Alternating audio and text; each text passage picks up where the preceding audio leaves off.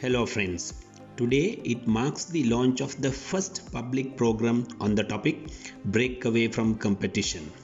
This is organized in the form of a webinar partnered with the PwC Academy. I wish that you will grab the essence of it and pave the way for new market creation through Blue Ocean strategy. Let's proceed. All right. So just thank you everybody for joining this webinar series hosted by PwC Academy. This is part of a newer new skills program. The subject today that we are going to talk about is breakaway from competition. And one of the key things that we would like to look at is to make sure that you get value out of this session. And certainly, I would recommend and invite you to provide your comments through the chat. We'll collect those chat messages, and at some intervention point, we'll have an engaging conversation. I'm Harish Pereira from PwC. I focus on the digital transformation, and happy to host this webinar for you. And welcome, Ajit. So let me give a small introduction to Ajit, who is going to, let us know more about how to break away from competition. So Ajit Pereira's career spans over 28 years, where he held various positions in the corporate sector, and he has exposure to multiple industries and sectors.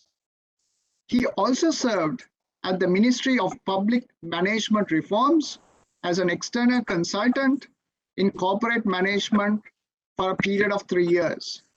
Ajit was a Masters of Business Administration of the Postgraduate Institute of Management, and he is a fellow member of the Chartered Accountants of Sri Lanka and also an honours graduate in the management of University of Sri Jayawardenepura. So Ajit has actually conducted over 60 plus corporate trainings in multiple areas, including the Blue Ocean strategy that he will expand upon today. So what I do know is Ajit has been, a champion, and with his passion has spent around 14 years of his experience on refining the Blue Ocean strategy. Further, Ajit currently is a Blue Ocean strategy practitioner certified by the Blue Ocean Academy, and he's also attached to the Blue Ocean Institute of INSEAD Business School of France. Welcome, Ajit, and over to you on taking on this. So maybe we'll start this by asking an important question, Ajit. Can you please share your views on the level of competition and how companies face competition, which is a very apt subject today? My appreciation for the introduction, Harish. Thank you. Let me also welcome everyone here for this lunch webinar on a very special topic. And this title is purely based on the knowledge platform of Blue Ocean strategy. Now, there may be a mixed audience here. Now, some who have been exposed to, some who have heard the concept of Blue Ocean strategy, and there may be others who have just heard the concept only. Take my word, and I will assure you at the end of the session today, both groups would have learned something. So with that, I would like to start from the question raised by Harish, the competition. In fact, competition is great. It improves the standards of players and industries. That benefit goes to the customers and consumers that we all know. But from a corporate angle, this competition is a bit of a problem beyond a particular issue, beyond a particular level. What happens? Because when the competition is really tough, Sometimes this competition kills brands. It kills companies which should have been there for the benefit of mankind. But you can't help. That is the essence of competition. The stronger prevails. But now our today topic is how to break away from competition. Now, before we break the prison, we should know about the prison. So I'm going to give you some outline about the competition before we get into the main subject. Let me first talk about some sources of competition, because this topic that we are going to talk about is applicable to all types of competition. There are two sources of competition as we see in the market. One is external sources of competition and the internal source of competition. This external source of competition, again, we compete with our other players in the market to attract customers. That is very common. Also, we compete with other players in the market to attract suppliers if the supply is in short. And also, we have to compete with our players in the industry to attract the talent, the future best employees for the corporate. So this is the external competition. If you look at the internal competition, it's very common to all the sectors, whether it is a private sector organization, public sector organization, or even the NGO sector. Because you have to improve. Whatever about the external competition, you have to improve beyond today. You have to be better than last year. So you have to compete in terms of input-output ratio, in terms of productivity. You have to be always improving over the years. So let me go through the overall outcome of the competition with the process in a very simple way. Now, when we get into this competition, there's no end. Whatever your industry, you will have to sit together with the competition. You will have to sit next to the competitor and compete for a market share. In this process, you will get on to a head-on competition with your other players in the industry. And what you do next is you try to gain some advantage in the market, what we call competitive advantage. In a game, when you want to have a competitive advantage, you do some specific things. Why you do that? Because you want to have a bigger and better market share. When you have a bigger market share, when you have a better market share, and you can ensure a sustainably growing turnovers, profits, and the profitability, I would say ROI. So any business, whether they are competing or not, they want to grow their turnovers, profits, and the ROI. But it's not easy because turnovers and market shares are positively correlated. But as a business, we want the profits. We want our profitability to grow. But market shares and profits are basically negatively correlated beyond a particular limit. From organization to organization, this may be different. What happens is when you try to increase your market share beyond a particular limit, and sometimes your profit will be going down. Why? Because you have to spend, your marketing budget will be more, and you have to spend quite high amount of expenditure on the processes, on the people, on the marketing promotional activities. So your profits might come down. So what happens as a result is basically you will get into a shrinking profit pool. The whole industry will be getting into a shrinking profit pool. Why? Not only the small players, even the best industry players, the industry leaders will suffer from this struggle because you try to maintain your market share even at a high cost. Your profits will go down. Sometimes certain companies will go into losses. We don't like this situation. Everybody wants to make profits. So in order to know about little bit more about the competition, now we'll go a step deeper. Where are we competing? We are competing on market competitive factors. In a given industry, already there are established competitive factors. what are these competitive factors? Competitive factors are the expectation of the customers in that need. So we have identified in this process, in these competitive markets, there are certain customer expectations based on which the competitive factors are established over the years. And basically, there are certain utility levers along which these competitive factors are getting established. You can see some of the levers which are already available in the market. So industry to industry, these can get shaped in a different modes. Now, for example, if you look at this environment friendliness, the sixth one, and the social responsibility, the seventh one, are newer utility levers which have come to the market maybe during last 50 to 60 years. Earlier, people looked at only the customer productivity, people looked at only the risk factor and the convenience, simplicity. They are being looked at even today, but over and above, new utility levers have arisen during the last 50, 60 years. So the competitive factors are established along this line based on the customer expectations. Now we'll look at an example. According to this slide, the company one, how this company one is faring against market competitive factors from the customer's perspective. This becomes the value curve of that company to that industry. Now, you may be competing with your other players in the industry. Have you ever looked at this? But you have to look at not only this curve.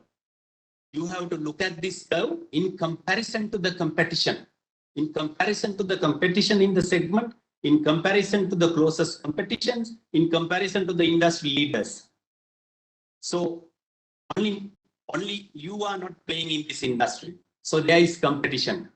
So if you are doing good in competitive markets, you have to do this first.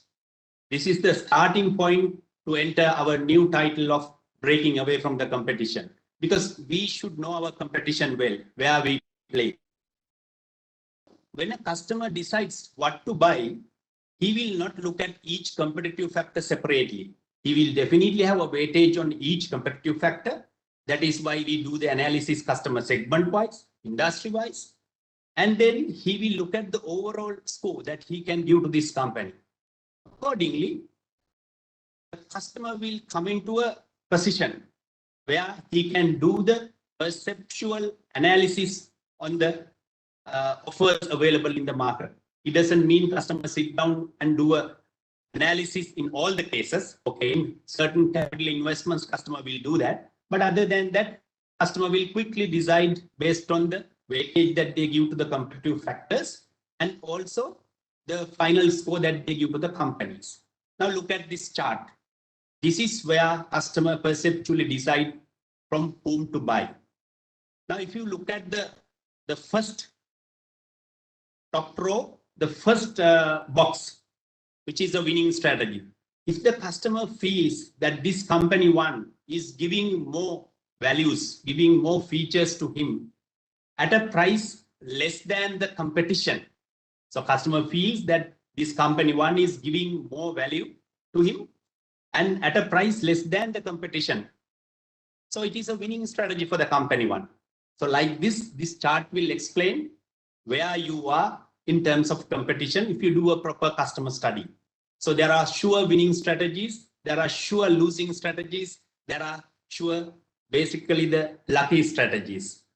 So if you are in these competitive markets, when you are playing with your existing market, existing customers in the segments, you should have done this, you should have understood this to play a good game in the competitive markets. Now, what is red ocean? I'm bringing a new concept here, a red ocean strategy. It is nothing but what we have been discussing up to now. What happens in the red ocean strategies? It is all the competitive strategies that you employ to exploit existing demand in the industry. So whatever the industry you are in, you try to bring the customers in from that particular need. and then you try to compete and beat the other competitive players to get the demand from the existing customers, to exploit the same demand already there in that market. So this is what we call competitive strategies. You try to always beat the other player. So as a result, what happens? As I said at the beginning, the companies, operates will engage in cutthroat competition. And it could be in terms of price, it could be in terms of different features of the product, could be after sale service, or you can name many. Depending on the industry, there can be different kinds of competitive factors. So when the ocean, the market ocean become red, and it is like this. So basically, every strategy that you employ thereafter to defeat the competition will be recognized as a red ocean strategy. So this is what is red ocean strategy. If you are competing with other players head on and trying to defeat others and trying to get a share, market share from the same pie, when you get a bigger share, somebody will lose. So where you employ always red ocean strategies. So what happens? Now, when the companies were competing like this, there was this marketing guru, Sir Michael Porter. He introduced a strategic approach for this because you can't be competing everywhere in the industry. You have to either follow differentiation or you have to go for the cost leadership. So if you are following the differentiation, you will add so many features to your products and service. You will have to sell at a different price. And those customers who need that solution. And if you are going for the low cost side, you will not add all the features. You will add only the basic elements of the product and service what a customer would need. And then your total strategy will be aligned to the cost side. And the people who want a differentiated product will not buy that product. So this was the strategy. If you want to go for a differentiated approach, you go for a differentiated approach. If you want to go for the low cost, you go for the low cost. That is also he analyzed, okay, you can't do this for the whole market sometimes. You narrow down by segment in the market. You all can remember. So if you go for the narrow market, it could be a best cost for the focus. If you go for the broad market, for the whole market, you can go with the differentiation low cost. But again, there were some practical issues in this approach. What happened was, if you go for the differentiation, for the broad market, it is not easy. We are talking about mass customization. It involves huge cost for organization. And again, if you focus on the narrow segmented marketing, whether it is cost approach or the differentiated approach, you yourself are depriving your right of accessing other segments. So you are narrowing down markets. You can't grow beyond a particular limit. So this is the nature of the competitive markets or the red ocean markets that we studied in our business schools. And that is what we did in our companies, in our corporates most of the time. Harish, hope the team got a good idea about the competition because we are always anyway in competition, so everybody understand the competition. I don't want to spend much time.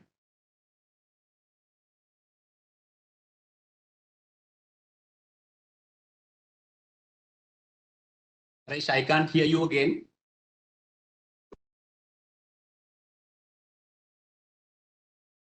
Thank you, Ajit. So you are giving us a point of view on competitive strategies, right? That I think is a good foundation, and it's very up to date in the marketplace we work on. So can you let us know beyond this, what more can companies consider? Because we need a new thinking, right? So you would like to get your point of view on that.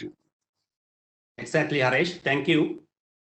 In fact, that's how we come to our topic of breakaway from competition on the platform of blue ocean strategy. Now, if you look at a business leader, he has two primary responsibilities. He has the operational responsibility. He has the strategy responsibility. Operation is the day-to-day set of activities that he has to overlook. But if you are a business leader, you have to definitely discharge your responsibility on the strategy. So if you look at a business leader, to discharge this responsibility, he has two models. One is competitive model. The other one is creative model. That's what we are going to talk about. So competitive model, we discussed. This is what we were doing even in terms of annual strategic planning, 3-year business plans, 5-year business plans, we mostly compared with the industry. We looked at the industry leaders. We looked at the best practices. We segmented the market.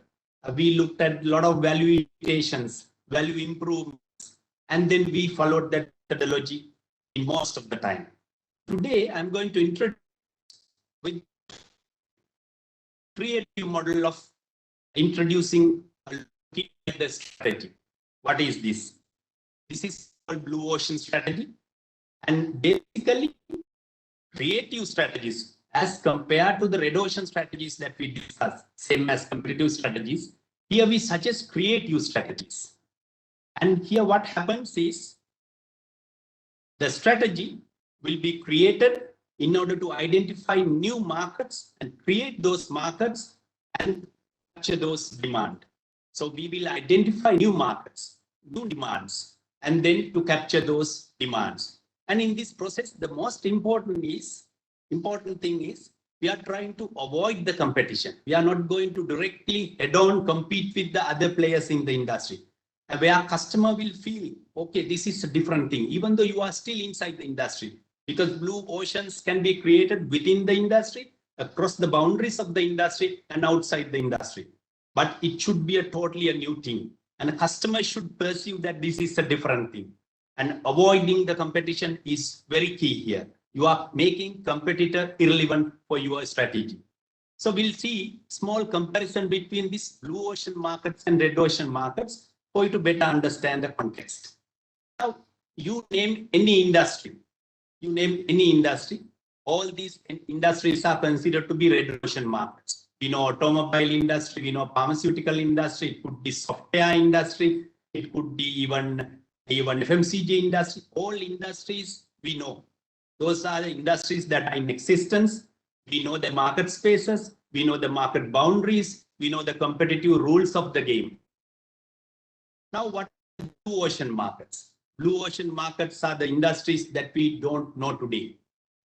And though they do not exist, we don't know the market spaces, we don't know the rules of the game. So can you be such a visionary company of creating one? There are examples. I will take you through one example today within the session where you will see some lights. Now, for me to give you some examples here, about just take your calendar back 150 years. There was no automobile industry. Just take your calendar back only 50 years. There was no mobile phone industry. Just take your calendar back 20 years. There was no social media industry. All these industries have been created subsequently. Now you would say, okay, these industries have been created on technological innovations. Yes, it is true, technological innovation. But there are examples, even without the technological innovation, you can create a blue ocean. The example that I am taking is of such caliber. Let's proceed.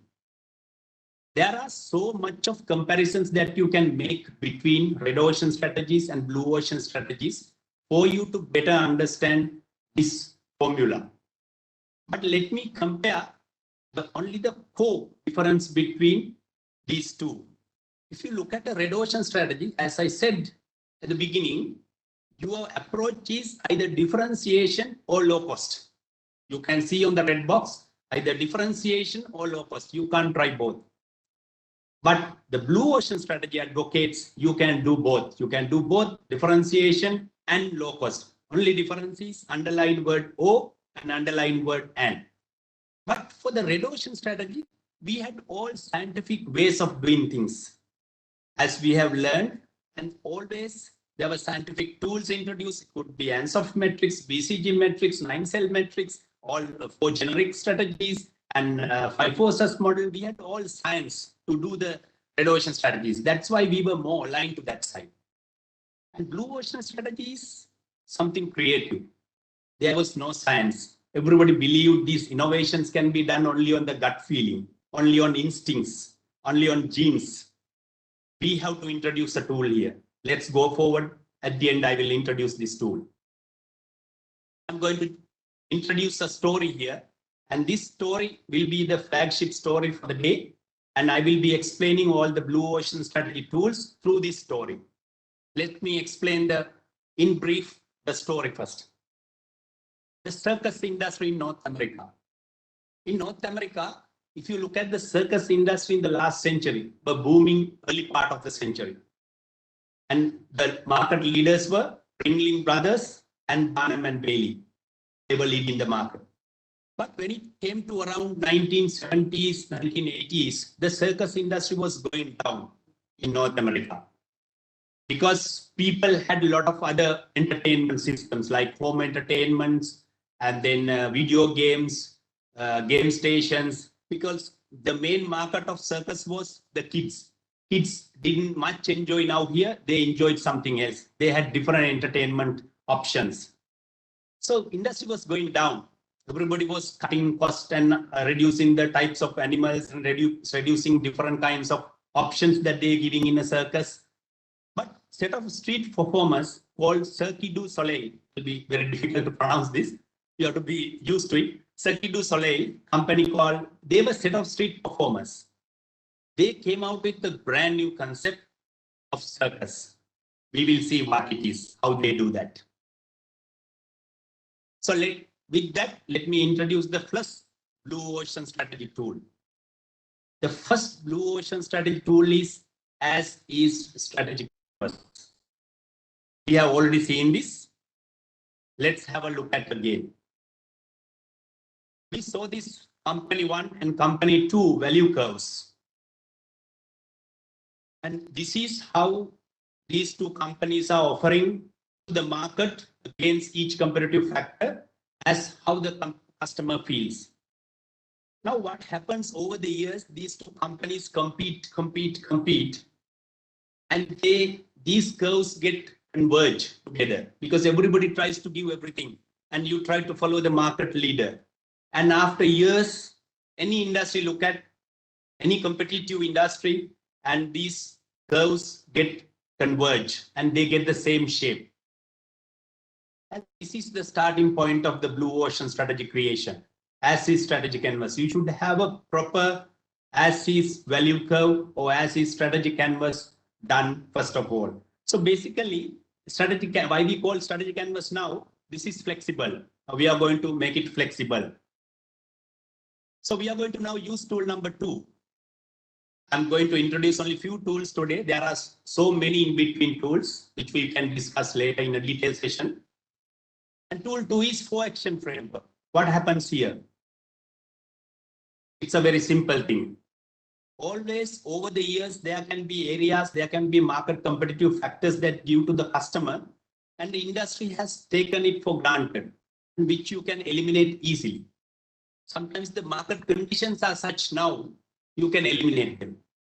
And in the same way, you can reduce certain market competitive factors. It means you can reduce the level of offer that you give, but you continue to give. Sometimes as an established incumbent in the industry, you don't think about that. And at the same way, you can raise certain factors beyond the industry standard, and you have to create new factors which the industry has never seen before, which the industry has never offered. So this is the 4-action framework. You have to do a detailed study, and once you do that study, you will have a final list of things after being market tested. And let's see the third tool of Blue Ocean strategy. This is called eliminate, reduce, raise, create grid. We call it ERRC grid. And let's see now the example that we heard, Cirque du Soleil, this Canadian circus company, how they have applied this tool to their company, how they created the Blue Ocean. So after studying the market, they eliminated 4 factors. That means they didn't give these factors in their circus. And they reduced some other 2 factors, fun and humor and danger, compared to the market leaders, compared to the established industry players. And they created new concepts. In fact, if you go for a circus now, even for a Chinese circus, you will experience this. Now, the concept is this. Now it has been followed. Now it has gone into a competitive industry by now. And then if you look at the race, and they increase certain things beyond the unique venue concept. beyond the industry standard. So as a result, we finally arrived at the to-be strategy canvas. First, we started with the as-is strategy canvas, and we used all these tools, and now we arrive at the to-be strategy canvas to implement in the market. What happened? Now see this strategy canvas of these companies. Ringling Brothers and Barnum Bali strategy canvas you can see at the top. And against the competitive factors, what they offered. And then all the other competitive players like small regional circuses, because they were national players, small regional circuses were also offering the same thing in the same shape. You can see they can't offer to that level, industry leaders level. They were also offering that little high, low, in the same of Ringling Brothers and Barnum Bali, because they are all engaged in competitive industry. If some years gone by, and sometimes smaller regional circuses will be close to these industry leaders. In any industry, this can happen. So this Circuit du Soleil, this company that we were discussing, they had the gut to eliminate certain industry established competitive factors. And as a result, you can see the now strategy canvas or the value curve, new value curve of the Circuit du Soleil. And they have eliminated 4 factors: star performers, animal shows, aisle concessions, multiple shows. And you can see, you can see they are creating some new factors where they are basically now making this strategy canvas flexible. You are dragging it because it should not be limited to the same competitive factors. You can create new competitive factors. Suddenly, customer can feel, wow, we didn't expect. Because ultimately, the circus they created was a mix of stage drama, ballet, opera, and circus. It was a mix of everything. So they had a different theme for that. With that, let us see 3 important characteristics of a good blue ocean strategy. It's very critical. If you are creating a blue ocean strategy, you should maintain these 3 characteristics. The first one, we are going through the same example, so it will be very clear for you. The focus, where to focus. Now you see these curves are different. Focus has to be always on the newly created factors of the Circuit du Soleil. So they have to focus on the newly created factors because those are the factors others don't give. They can't even compare. With other factors, they can compare. So you have to focus your invest on these factors in order to make customer feel, this is not the same thing we are seeing now. It is not the same circus. And the second factor, second characteristics that they need to maintain is divergence. I think I was explaining this convergence with the value curves of other industry players. Now you can see this red arrow shows the convergence of the industry. And it is this shape, the industry players. And against this Circuit du Soleil, introduced with this blue arrow, you will see now, they introduce a different shape of the curve. It is not for the shape of the shape. Basically, you have to do a market study and do this. So the customers appreciate this. You know, finally what happened? Both companies, Ringling Brothers and Barnum Bali, earned over a period of 100 years. This company earned in 18 years. So this is the second factor that you need to maintain in creating a blue ocean strategy. The third one, you need to have a compelling tagline because otherwise customers will not know. They will think you are doing the same thing. You have to have an innovative tagline to go ahead with that to support your marketing activities. And they had the tagline, we reinvent the circus. Of course, this is okay for 1980s. Now we can come out with much better taglines. So these are the 3 characteristics you need to maintain when you are creating a blue ocean strategy. With this, actually this whole process of from as-is strategy canvas to be strategy canvas, it is not easy. It is a long process. Sometimes it is 3 to 6 months process. And there are certain guiding principles for the blue ocean strategy planning, or what we say blue ocean strategy formulation. There are 4 principles guiding the whole process. Number 1 is reconstruct market boundaries, because we are discussing about the breaking away from the competition. So you have to break the boundaries. So there are 6 concepts here we introduce normally. And then focus on the big picture and not the numbers. Our companies are engaged in annual strategic planning per se, but mostly what we do is we do the estimates for financial statements. Not only the blue ocean strategy, sometimes we don't properly engage even in the red ocean strategic planning, as you saw in my value curves. So you have to focus on the big picture. Here, you have a 4-step process of visualization and the reach beyond existing demand. It's about basically looking at, if you want to grow the market, if you want to expand the market, if you want to grow beyond currently available customer markets, customer segments, you have to reach beyond existing demand. You have to look at non-customers. We are very good at looking at customers. We have to look at non-customers. There are 3 types of non-customers we learn here. And the final principle is get the strategy sequence right. So after all these concepts, tools, principles, frameworks, you have to have a finally blue ocean strategy business model. So that business model is arrived at in this principle. How to arrive at the business model, covering all these principles and basic areas.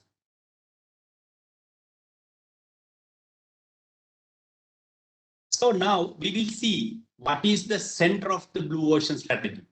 What is the core of the blue ocean strategy? Blue ocean strategy is just a name, just an outline name, like red ocean strategies. I think we discussed this elimination reduction. What happens with that? Company reduce the cost, which is maybe wasted during last few years, because you suddenly feel that is not required to compete, and the customer don't look at in that scale. So you cost to the company.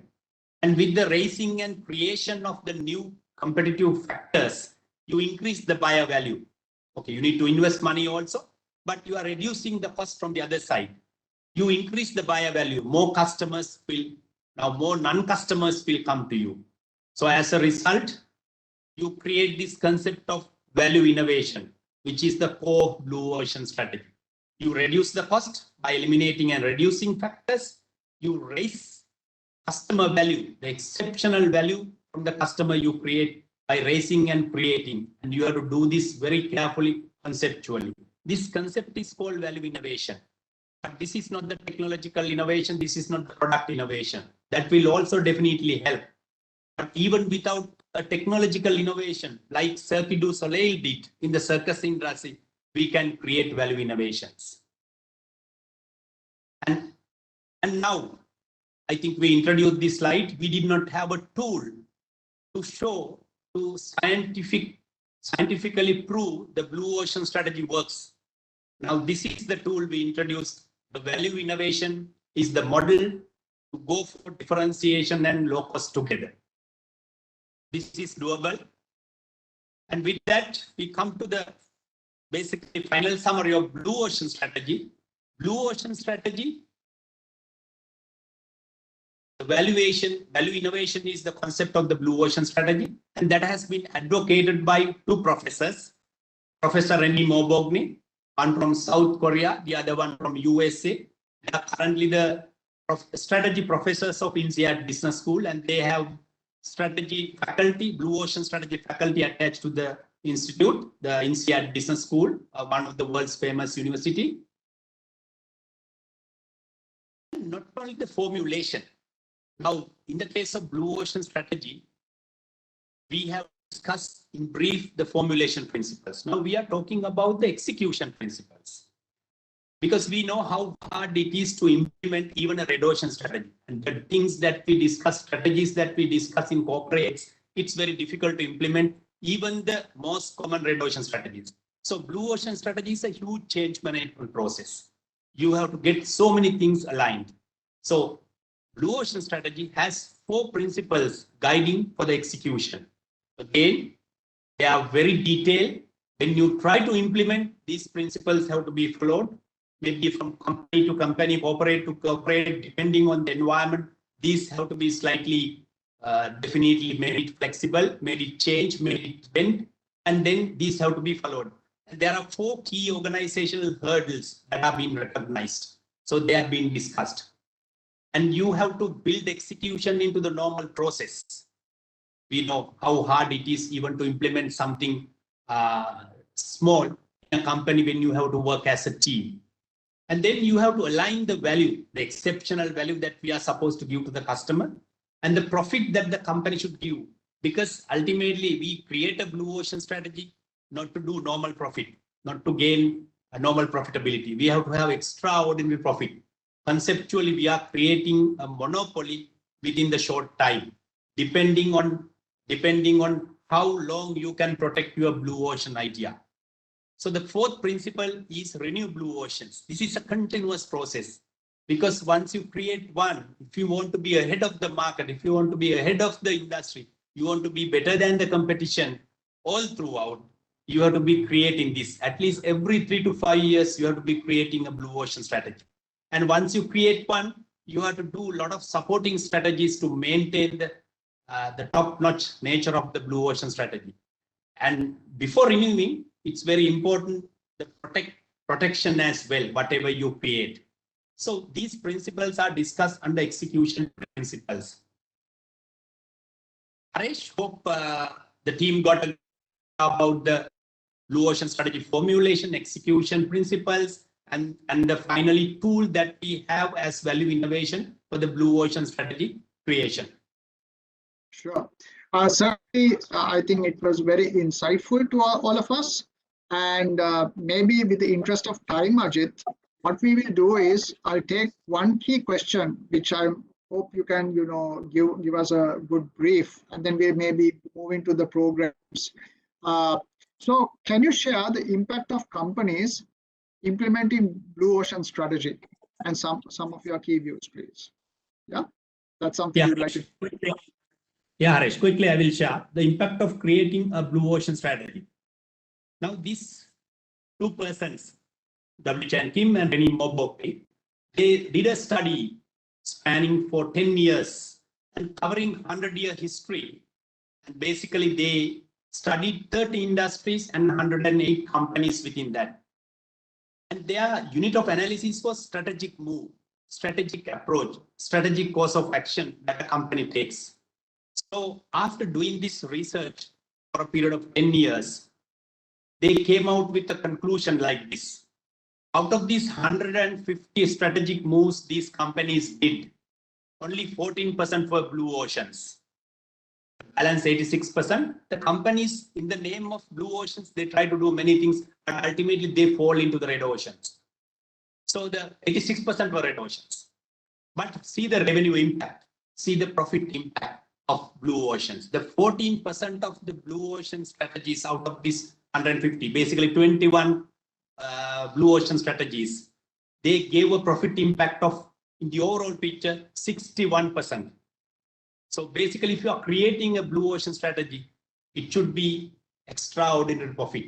It should be extraordinary benefit that the company should be getting. Because you are investing energy, time, money, and the resources.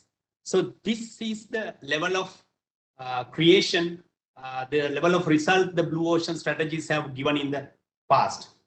So let me share with you one slide, red ocean versus blue ocean dynamics. Now this is after my 10 years, 14 years of being with the blue ocean strategy, a summary. Even if you read the books, even if you go through many websites, you will not get this summary. This is a good finding for you. Basically, these points. Now we have seen these red ocean strategy features. When you are in a competitive strategy, additional competition, we believe in these things.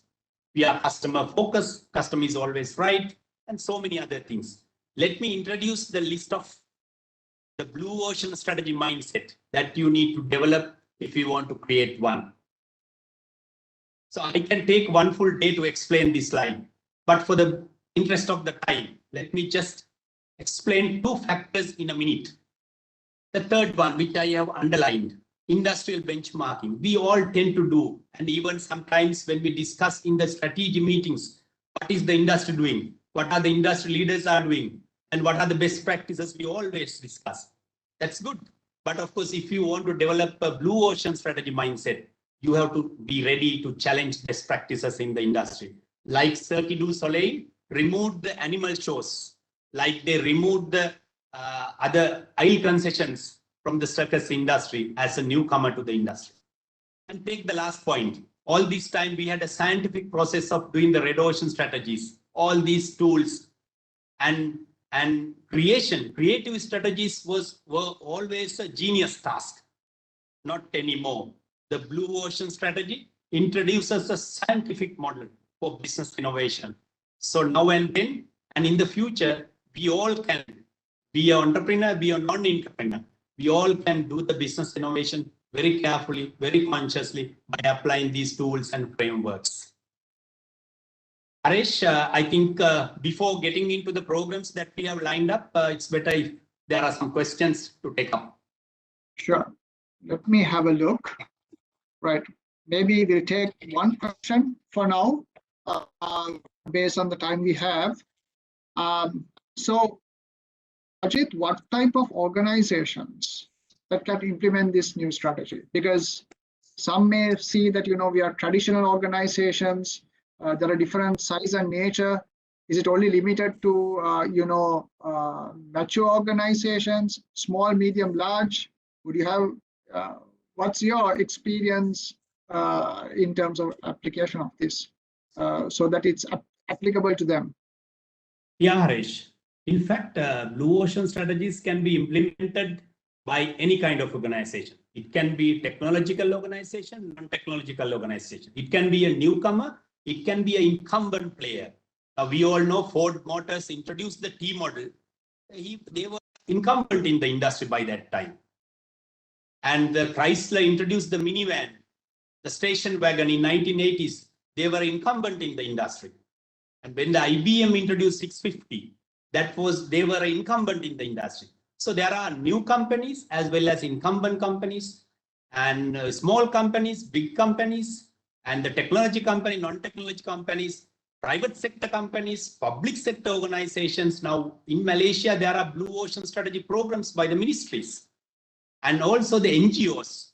One good example, Comic Relief in UK, and they created blue oceans in order to attract suppliers, meaning the donors of funds. So any organization, if you are ready to open your strategic eye in blue, I think you can create the blue ocean. Sure.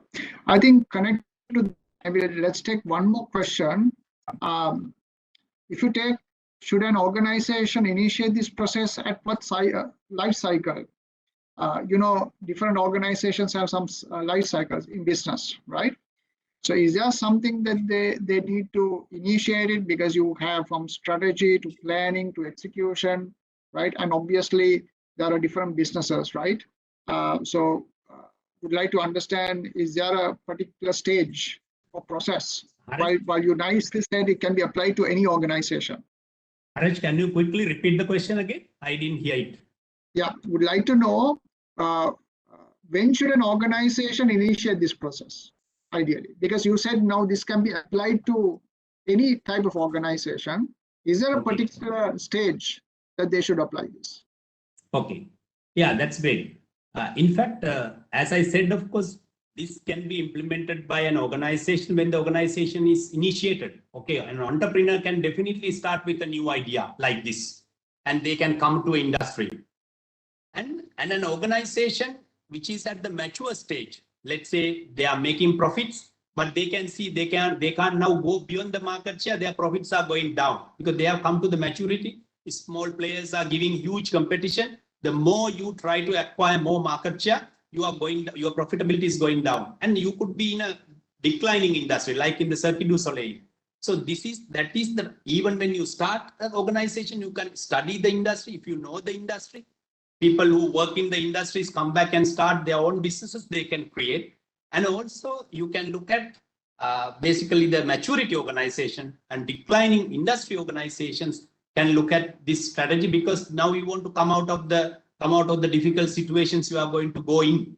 So those are the three stages. Mainly a blue ocean strategy can be applied organizations will tend to apply, because otherwise normally our approach to the red ocean strategy is more aligned and heavily aligned. But even if an organization is growing, let's say through a red ocean strategy, at that time, if you feel that still there will be a competition going into a blue ocean faster, and then better you introduce your blue ocean quickly rather than getting into the red ocean, even if you are successful in the red ocean. One good example is Toyota Police in the Indian market. Toyota Police was doing well when they replaced the vehicle model with Toyota Innova, because Tata and Mahindra were coming up very well with their models, like European equivalent model for the Indian market. Toyota Police was a basic SUV they had introduced to suit the Indian market, not up to the quality of the Toyota quality, but they were basically they were giving the product for the Indian market. Now, when the Tata and Mahindra were introducing better SUVs, Toyota Police quickly replaced, because they had the technology back in their company. They introduced Toyota Innova, and they basically threw Tata and Mahindra totally away from the market with the Toyota Innova. Sure. So even in a growing company can do that. Right. So Ajit, I think there are some interesting, can take it up separately with them. So I think with the interest of time and with since we are almost now we are 2 o'clock, maybe we can just talk about some of the key programs that we have worked together, maybe considering the appetite, and I think a lot of people are interested to understand how they can go about this journey. So maybe if we look at in terms of the programs, that's something I think we can look at the teams engaging based on the areas concerned. Yeah, Harish, we have few programs lined up. So I have to ask one question: whether are you ready to be visually awakened? Because if you want to create a blue ocean, you have to basically build the blue ocean mindset first. Sure, so let's just roll out the programs that we have planned in terms of blue ocean strategy, in terms of different scales, starting from half-day programs and up to 6 months coaching programs we can give any company. And basically, if you look at the last 2 points, point number 12 and point number 13, where we go into your industry, even in the 5-day program, over the 3-day program, where we do an analysis of the industry together with you, and we do the company analysis and understand, and basically we develop a draft blue ocean strategy within those additional 2 days, and then which has to be further nourished, further developed within that 6 months program if you opt to. So we have even half-day programs where we discuss only up to the formulation principles, because what we discuss within 40-45 minutes were just a nutshell. I was struggling to prepare this into a 45-minute session, and even though I have a over 500 slide presentation and which I had to extract the essence, I think I have given a very good essence within a very short time, the total process with the principles of formulation execution. So these are the programs that are in line. So I would like to share our contacts. So if you are interested, I think Harish, you can talk about that part. Right.